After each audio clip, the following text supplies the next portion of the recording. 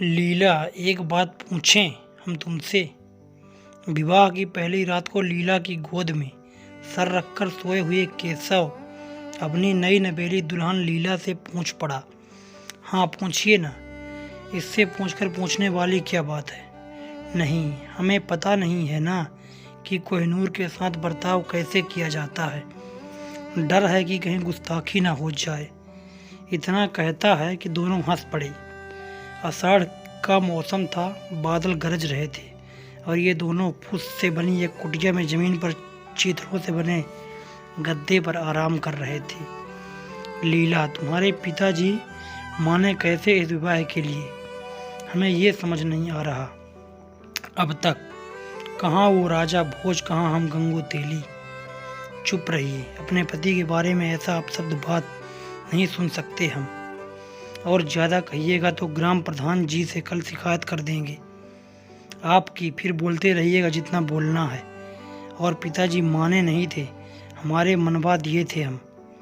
लीला ने थोड़ी सी गुस्से वाली शक्ल बनाते हुए कहा। अच्छा, तुम मालिक हो घर की? जी, जो कह दिए वो हो गया। नहीं, मालिक तो नहीं, लेकिन मालिक की बेटी जरूर है। कह दिए कि अगर केशव से विवाह ना हुआ तो हम किसी से नहीं करेंगे। इतना प्यार करती हो हमसे? केशव ने लीला से एक धीमे स्वर में थोड़ा करीब जाते हुए पूछा। लीला भी थोड़ी करीब जाती हुई बोली, नहीं होता तो हम आपके पास होते क्या। दोनों के होठों के बीच के फासले खत्म होने को ही थे कि एक जोरदार बादल कड़कने की आवाज के साथ जोर से बारिश शुरू हो गई। बगल वाले दूसरे फूस के मकान से केशव की अम्मा चीख उठी। अरे केशव, ससुराल को गैयां भीग रही हैं तुम्हारी। इतना सुनते ही केशव झटपट बाहर भागा, लेकिन बाहर अंधेरा होने के कारण कुछ नहीं दिख रहा था। लीला, ओ लीला, केशव ने बाहर से चीखते हुए कहा। हाँ, लीला चौखट पर आ केशव को जवाब दो। अरे जरा लालटेन दिखाना तो, बाहर कुछ दिख नहीं रहा। लीला लालटेन को ले चौखट पर खड़ी हो गई। केशव जल्दी जल्दी गाय को उसके बेड़े में बांध वापस अंदर आया। केशव के ससुर ने इस गाय को दहेज में दिया था। सुबह सांझ मिलाकर कुल 3 लीटर दूध करती थी। इसका कीमत अंदाजा लगाया जाए तो 600-700 से कम नहीं होगा। आजकल कहाँ कोई ऐसा उपहार देता है। वो तो लीला के पिता लीला से बेहद प्रेम करते थे, इसलिए दे दिए। मेहरारू रखना इतना आसान थोड़ी है। केशव बाबू, आज तो शुरू हुआ है आपका भाग दौड़, देखिए आगे क्या होता है। केशव के भीतर आने के बाद उसके सर को अपने पल्लू से पोंछते हुए लीला थोड़ी नटखट अंदाज में बोली। केशव अब करीब जाकर लीला की कमर को दोनों हाथ से पकड़कर करीब खींचते हुए बोला। अब होना क्या है, मेहरारू तो बना लिए हैं, अब खूब मेहनत करना है हमको, घर और बुतरू दोनों के लिए। आह, अचानक से केशव चीख पड़ा। क्या हुआ? चिंतित हो? लीला अचानक से पूछ पड़ी। पता नहीं, पैर में जलन सा हो रहा है। देखें तो क्या हुआ है। लालटेन को पैर के करीब ले जाती हुई लीला बोली। केशव की आंख थोड़ी धुंधला सी जाती थी, इसलिए उसने देखने की कोशिश नहीं की कि उसे हुआ क्या है। जब लीला ने पैर को गौर से देखा तो मानो उसके पैर के तले जमीन निकल गई हो। मानो अच्छी चल रही किस्मत पर किसी ने स्याही को तोड़कर बिखेर सा दिया हो। मानो जीवन की सरल रेखा पर किसी ने कुल्हाड़ी से बेहद अमानवीय प्रहार किया है। पैर पे एक जख्म था जो कि नीला पड़ रहा था, और वो जख्म किसी और का नहीं बल्कि सांप के काटने का था, जो शायद केशव को बाहर गाय बांधने के दौरान काट लिया था। माँ, बाबूजी, लीला आप खोकर चीख पड़ी। माँ बाबूजी इस चीख को दौड़े आए। जब उन्होंने भी देखा तो उनके भी होश का ठिकाना न रहा।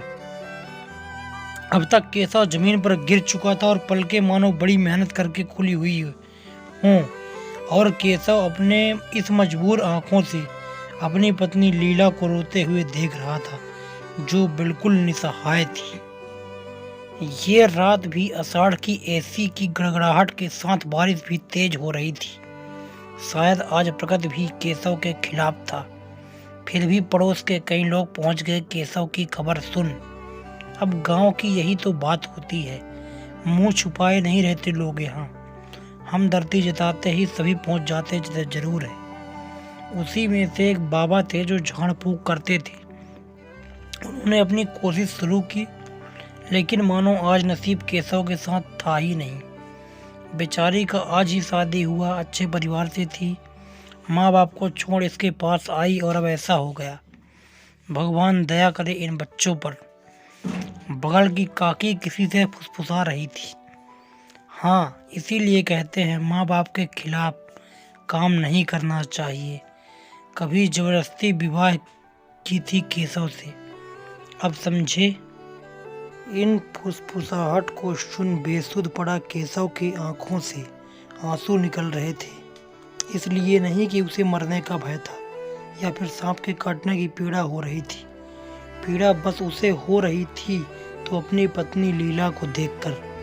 अगर उसे कुछ हो गया तो लीला का होगा क्या, यही बात उसके जहन में चल रही थी और आंसू बस निकले ही जा रहे थे। केशव के पैरों को पकड़ लीला उससे ज़्यादा बेसुध हुई बैठी थी। और हो भी क्यों ना, पल भर में उसके ख्वाहिशों के मकान ठहरते हुए जो दिख रहे थे। उसका केशव मरणासन अवस्था में पड़ा हुआ था, इससे खराब और क्या हो सकता था। तभी बगल के गांव से वैद्य जी आ गए। उन्होंने घाव को देखा और सुई लगाई। ये सब देखते ही देखते केशव की पलकें पूरी तरह से बंद हो गई। अब उसे किसी बात की सुध ना थी, बस कानों में लीला और उसकी माँ के रोने की आवाज़ ही आ रही थी। डॉक्टर साहब, अब तक होश काहे नहीं आ रहा हमारे बेटा को? कहीं कुछ दिक्कत तो नहीं है ना? केशव के पिता रामधारी गोप पूछ पड़े। नहीं, आप चिंता मत करिए, सब ठीक हो जाएगा। अब तक होश आना चाहिए था, पर नहीं भी आया है तो कुछ ही देर में आ जाएगा। केशव के कानों में ये आवाज़ें आ रही थी। उसे थोड़ी नरमाहट भी महसूस हो रही थी, इसलिए उसने कौतूहलता बस तुरंत अपनी आंखें खोली और उठने की कोशिश करने लगा। इसकी इस कोशिश को देख उसकी माँ रो पड़ी। केशव को शीघ्र ही महसूस हुआ कि सब ठीक तो नहीं है। जब उसने अपने पाँव को जख्मों की ओर देखा तो उसके सिर घूम पड़े। आंखों ने फिर सब्र तोड़ बहना शुरू कर दिया। केशव के पांव अब थे ही नहीं, बस घुटनों के पास एक बड़ी सी पट्टी लिपटी हुई थी। केशव को एहसास हो रहा था कि काश उसके बजाय उसकी गर्दन ही काट ली गई होती तो बेहतर होता। तकलीफ पैरों को खोने की थी ही, लेकिन जान में परिवार की जिम्मेदारियां एक अलग बोझ बन बैठी थी। अब क्या मुंह दिखाएगा वो लीला को? बेचारी सारी धन संपदा को त्याग कर मेरे संग आई, अब क्या करेगी वो, कैसे रहेगी? ये सोचते सोचते फिर केशव बेहोश हो पड़ा। कुछ वक्त के बाद पानी की कुछ छींटों से केशव फिर जागा, लेकिन अब भी अपने इस बेरहम जीवन को स्वीकार नहीं कर पा रहा था। बस इस उम्मीद में था कि काश ये ख्वाब हो और जब हम जागें तो सब ठीक रहे। लेकिन हकीकत कभी ख्वाब में तब्दील नहीं हो सकती थी ना। सामने लीला को ना देख केशव थोड़ा और घबरा गया। उसने पिताजी से पूछा, बाबूजी, लीला कहाँ है? बेटा, तुम्हें देखने के बाद वो बेहोश सी हो गई। उधर बगल वाले कमरे में पानी चढ़ा रहे हैं डॉक्टर साहब, उसको कहो तो थोड़ी देर में बुला लाएं। पिताजी केशव की चुप्पी को तोड़ने का प्रयास किए। नहीं बाबूजी, उसको आराम करने दीजिए। नसीब ने जो उसे दिया, इसके बाद शायद वो कभी आराम ना कर पाए। बातें गहरी थी और उससे भी गहरे थे जख्म। पाँव के नहीं, दिल पे लगे जख्म, उम्मीदों के टूटने का जख्म, सपनों के बिखरने का जख्म। अरे छोड़ो तुम, जब मन नहीं हो करने का तो मत किया करो। ये सेवा करने का दिखावटी उपकार मत करो मेरे सामने। आधा घंटा पहले कहे थे हम की कर दो तो नहीं थी, वो नहीं थी, अब रहने दो तुम। केशव ने चीखते हुए लीला से कहा, जो अभी गर्म पानी से केशव के पाँव को साफ करके पट्टी बदलने आई थी। केशव की फिर से इस दुर्व्यवहार से लीला बिल्कुल सिसक पड़ी और जब अकेले एक कोने में बैठने का मौका मिला तो खुद को रोने से रोक ना पाई। जब जिंदगी ने इतने घाव तो पहले से दे रखे थे, अब क्या कसूर था मेरा कि मेरा अपने ही बैरों ने बन बैठा है। जब से हॉस्पिटल से केशव आया था, मानो वो लीला से एकदम चिढ़ सा गया हो। उसकी हर बातों पर वो चीख पड़ता था। जिस लीला के पास उसे वक्त बिताना बेहद पसंद था, वो अब उसी लीला को देखने तक नहीं चाहता था। मानो उसे बैर सी हो गई थी इस बेचारी सी। समय के ऊंट ने एक ऐसी करवट ली थी कि एक साथ कई जिंदगियां तबाह सी हो गई। घर में ठारे बुजुर्ग पिता कहीं से चंद पैसे कमा लेते तो घर की खर्च चलती थी। आजकल खेत में भी काम बढ़ गई थी तो बाहर कमा पाना भी मुश्किल हो गया था। बिटिया, हम जा रहे हैं खेत, दोपहर से कलेवा खाना पहुंचा देना, हो सके तो। घर आने में बहुत वक्त लग जाता है, काम नहीं हो पाता अच्छे से, बाबूजी ने लीला से कहा। जी बाबूजी, पहुंचा देंगे हम। और केशव की माँ, खाद ले लेना, खाद में बिहन कमज़ोर सा हो गया हमारा, नहीं छोटे तो इस बार अच्छा धान नहीं होगा। हाँ, पैसे का तो जैसे पेड़ लगा है घर में, 2 पत्ता तोड़ के खाद खरीद लेंगे, केशव की अम्मा ने जवाब दिया। तुम ज़्यादा मुँह ना चलाओ, जितना कह रहे हैं उतना सुनो। जब मुँह खोलती हूँ तो कुछ कला के लिए, मजाल है कुछ बढ़िया बोल दे। हाँ, अब हमारी बातें कहाँ बढ़िया लगेंगी, देह में जब जान था तब ठीक लगते थे हम। अरे जाएंगे कि खली कलह करेंगे भोरे भोरे, और कलह ही करना है तुम चले जाते हैं घर से निकल के, केशव ने चीखते हुए अपनी माँ और बाबूजी से कहा। बैठे बैठे महाराज की बोली कड़क हो रही है, खेत में देह सुलझ जाता है, इसका कौन अंदाजा है। केशव की आवाज़ सुन पिता फुसफुसाते हुए हल और बैल लेकर घर से निकल गए और पीछे पीछे केशव की अम्मा भी निकल गई। केशव के बाबूजी, कल ला दिए हैं हम खाद, नदी वाला खेत में दे दीजिएगा आज, वरना कल रह के धान नहीं हुआ तो इसका भी जिम्मेदार आप हमको ही ठहराइएगा। सुबह करीबन 4:15 बजे केशव की अम्मा केशव के पिता से कह रहे थे। कल खाद कम पड़ गया था तो केशव के पिता अच्छा खासा डांट पिला दिए केशव की अम्मा को, इसलिए आज पहले से खाद का इंतजाम कर ली थी।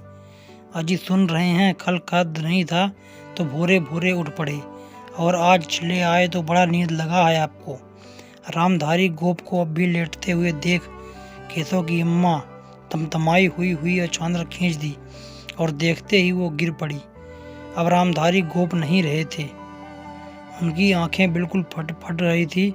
कभी दुख जाहिर ना करने वाले रामधारी गोप के चेहरे की झुर्रियाँ मानो कितने दुख की गाथा गा रही हो। मानो आखिरी वक्त में उन्हें बस इस बात का बेहद तकलीफ हुई होगी कि उनके जाने के बाद उनका परिवार बिखर जाएगा। निसहाय बेटा शायद 2 वक्त की रोटी भी ना जुगाड़ कर पाए। ये दृश्य देख केशव की अम्मा की चीखें ऐसे निकली मानो किसी ने उनके प्राण ही हर लिए हो। जीवन संगी का चला जाना प्राण हर लेने से कम तो नहीं है ना। रामधारी गोप भले ही अपनी पत्नी मनवा देवी को डांटते थे, फटकारते थे। दोस्तों, इसके बाद दूसरा वीडियो हम पार्ट 2 बहुत जल्द लेकर आएंगे। वीडियो बहुत लंबा हो रहा है, इसलिए वीडियो का पार्ट 2 बहुत जल्द लेकर आने वाले हैं, तो हमारे साथ बने रहिए और वीडियो को लाइक कर दीजिए। आपका बहुत बहुत धन्यवाद।